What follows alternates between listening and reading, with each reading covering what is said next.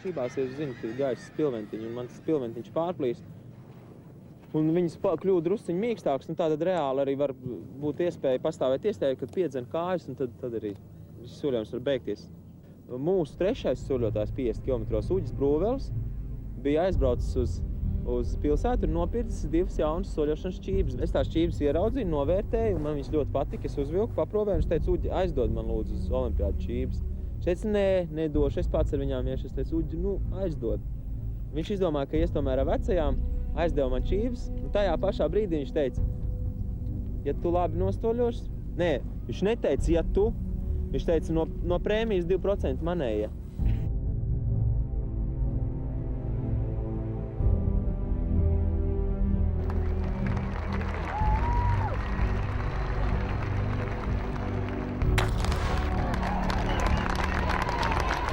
Soļotāji startē 50 km distancē. Viena no smagākajām disciplīnām olimpiskajās spēlēs. 80!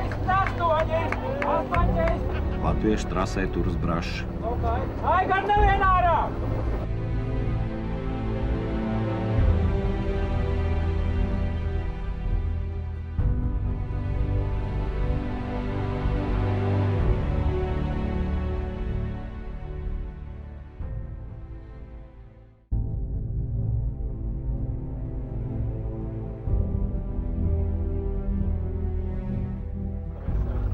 Notiek negaidītais. Fadejevs jau pēc 18. kilometra prasa ar glikozes spēcināto dzērienu. To lietot bija plānots tikai pēc 30. kilometra.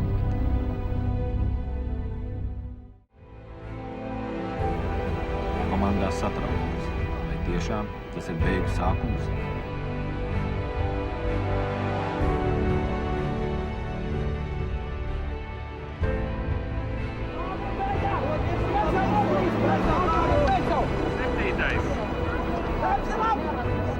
Jā, Latvijas soļotāja līderis sāk atpūt notekošais brūkus.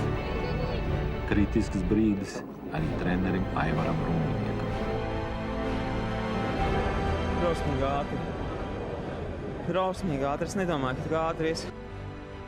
Kā jūs redzējāt, no 20 kilometriem priekšā bija visi 10 cilvēki, kuriem pa 3 panākumiem kabatā. Neviena liekā nebija. Es biju tur liekais.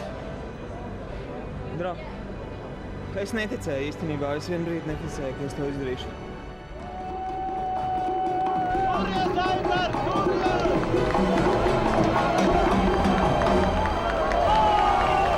Jā, pēc 45 kilometriem jau trešais. Es visu laiku tā ir tāda motivācija gāja, ka man tas ir jāizdara. Vai nu tagad, varbūt, vai nu nekad, varbūt nekad. Jāņem ir tagad. Cik es varēšu, tik es darīšu, kaut vai es kritīšu šeit nost, kaut vai es nomiršu, tad es izdarīšu.